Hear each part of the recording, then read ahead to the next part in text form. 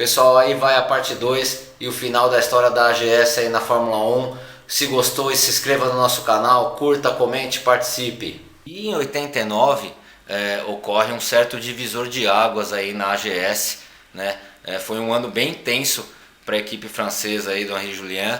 Primeiro, já falando do Henri Julien, ele ao longo de 89 ele já começa a passar a bola aí da equipe, né? Ele vai começando a cansar dessa questão de competição, de muita dificuldade financeira, de correr atrás de coisas, de gastar muito dinheiro, e ele vai vendendo a parte dele aos poucos na AGS. Ele vende a parte dele ou a parte principal da equipe para um industrial francês chamado Cyril Derove, que é político, um empresário no ramo de açúcar, um milionário francês, que mais ou menos assume aí, né, a AGS ao longo de 89.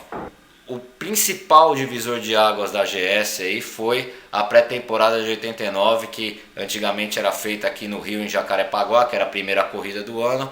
As equipes já vinham fazer a pré-temporada aqui em Jacarepaguá.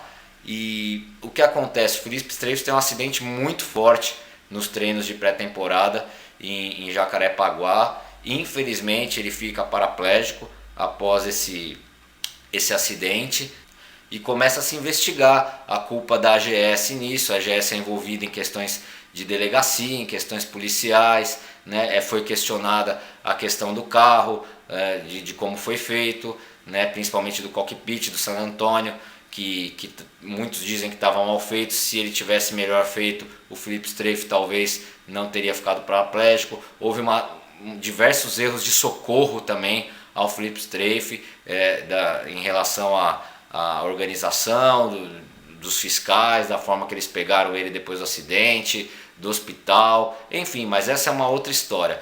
Mas essa questão do acidente do Felipe Streiff, que quase morreu, né, na pré-temporada aqui em Jacarepaguá, um acidente muito feio mesmo. Quem vê o carro dificilmente imagina que sobreviveu alguém dali, né? Foi um divisor de águas aí, muitos problemas em cima da AGS já nesse começo de temporada de 89.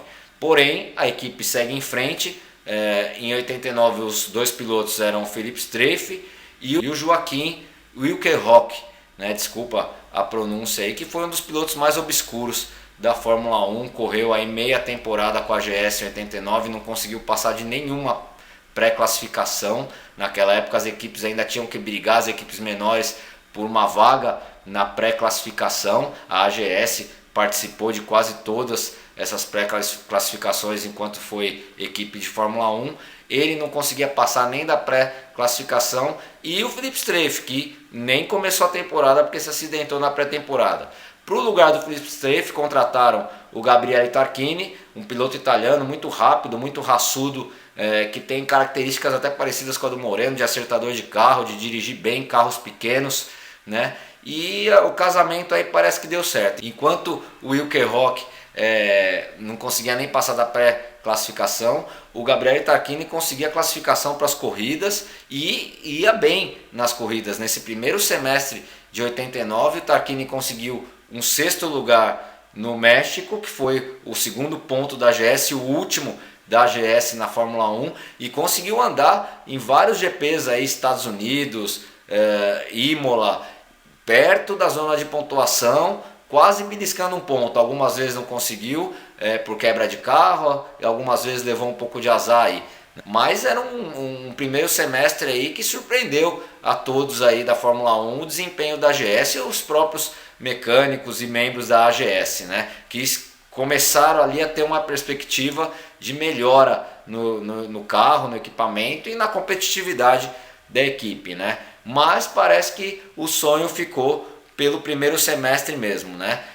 Foi feito um carro no segundo semestre que era um carro que todos esperavam, que parecia ser um carro promissor, né? Mas o carro na verdade foi um carro pior que o outro carro, o carro antigo, né? Que estava conseguindo até alguns resultados aí nesse final, né? Então a equipe voltou a não se classificar, a se classificar para pouquíssimas corridas, né? O Wilkenhock foi demitido da AGS no meio da temporada, por falta de produtividade total, aí não conseguiu passar de nenhuma pré-classificação. Foi trazido no lugar dele o Yannick Dalmas, um francês que bom piloto também, que tem até um currículo muito bom em carros de protótipo. Ele foi 4 vezes campeão das 24 horas de Le Mans. Na época ainda não tinha sido campeão nenhuma vez, mas já tinha um futuro promissor no automobilismo.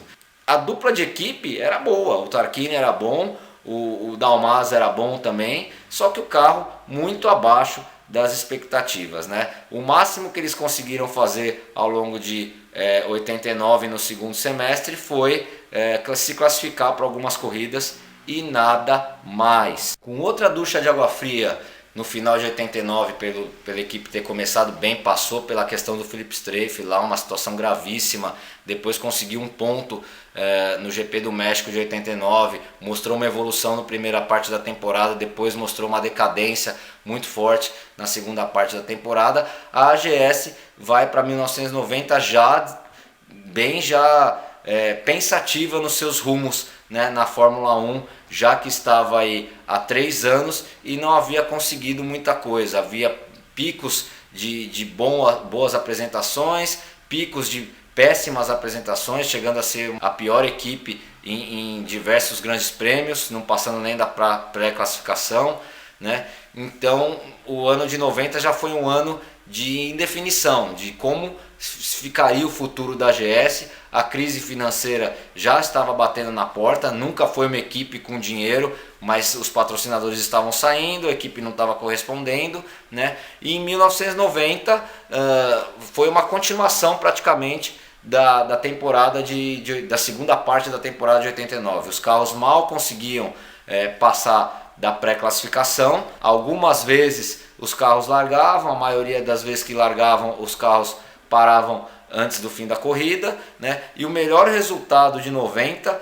foi acho que um 8º ou 9º lugar do Yannick Dalmas no GP da Espanha, quando ele conseguiu apenas completar a corrida em último lugar ou em penúltimo lugar, coisa que os carros da AGS já tinham feito em outras corridas também nos anos anteriores, né? Mas o carro não mostrou evolução, não mostrou um bom desempenho na maioria das pistas e praticamente afundou de vez o sonho da AGS de continuar na Fórmula 1. Mesmo assim, a persistente equipe francesa conseguiu aí ainda se inscrever para a temporada de 91, trouxe o Stefan Johansson, que era um piloto muito experiente, já tinha dirigido McLaren, Ferrari, para compor o time juntamente com o Tarquini, que fechou com a AGS aí, foi fiel até o fim com a escuderia francesa, e fizeram uma temporada de 91 mais ou menos igual à temporada de 89 e 90. A única diferença foi o carro, que mudou 2 vezes no ano. Começou um carro branco e azul escuro, roxo, né, com uma pintura totalmente diferente dos outros anos, que era preta, né? E depois passou a ser um carro azul claro, misturado com azul escuro, né, com algumas faixas vermelhas e amarelas. Um carro muito mais carnavalesco que os outros, né? Foi o último modelo da AGS na Fórmula 1. Mas em 91 conseguiu até se classificar para as primeiras corridas do ano com o Tarquini. O segundo piloto nunca conseguiu classificação, né? Se troca o Stefan Johansson pelo Fabrício Barbaza, que também faz a sua estreia na Fórmula 1 aí, pela AGS em 91. Mas também não consegue quase nenhum resultado, em meio a uma crise financeira, a uma crise de resultados. O Tarquini ainda consegue ali uma ou outra largada, mas também sem nenhum resultado no final, né? E a AGS vai se arrastando assim até o Grande Prêmio da Espanha, que é o antepenúltimo da temporada de 91, com o Tarquini saindo da equipe nesse GP da Espanha, indo para a Fonte Metal e fazendo uma troca com o Olivier Goulart, que veio para a AGS no lugar do Tarquini, brigou lá na Fonte Metal e foi demitido lá. A Fonte Metal contrata o Tarquini e o Goulart vem para a AGS disputar apenas uma corrida, o GP da Espanha, que também a AGS não passa da pré-classificação. E a AGS, em meio a uma crise financeira enorme, desiste de participar das provas do Japão e da Austrália por questão de economia, e assim terminou né, a história da AGS na Fórmula 1, não conseguiu dinheiro, não conseguiu, até tinha planos para correr em 92, mas não conseguiu dinheiro, não conseguiu patrocínio e fechou as suas portas para a Fórmula 1, né? Mas para quem não sabe, a AGS ainda existe, né? Ela hoje é uma escola de pilotos na França e inclusive dá oportunidade para você pilotar carros de Fórmula 1 antigos, né? Leyton House, Minardi, alguns carros que já foram dos anos 80, dos anos 90, e você por uma bala, né, eu estava vendo os preços, é coisa de 6, 7 mil euros para correr 1 hora, 8 voltas, alguma coisa assim, mas hoje a AGS continua aberta, continua viva como uma escola, uma fábrica de pilotagem, né, orientando pilotos para competições de alto nível ou aventureiros que querem gastar uma bala para dirigir um carro de Fórmula 1 durante um tempinho aí. Tá bom, pessoal? Se você gostou, se inscreva no nosso canal. Temos também uma página do Facebook, www.facebook.com/F1Remembers, o nosso Instagram, @F1Remembers. Se inscreva, prestigie o nosso trabalho, nosso canal está crescendo e vamos sempre contar as histórias da Fórmula 1 aqui em vídeo e no Facebook, em fotos e vídeos também, no Instagram, em todas as redes sociais aí. Tá bom, pessoal? Se gostou, se inscreva. Até o próximo vídeo. Muito obrigado pela atenção.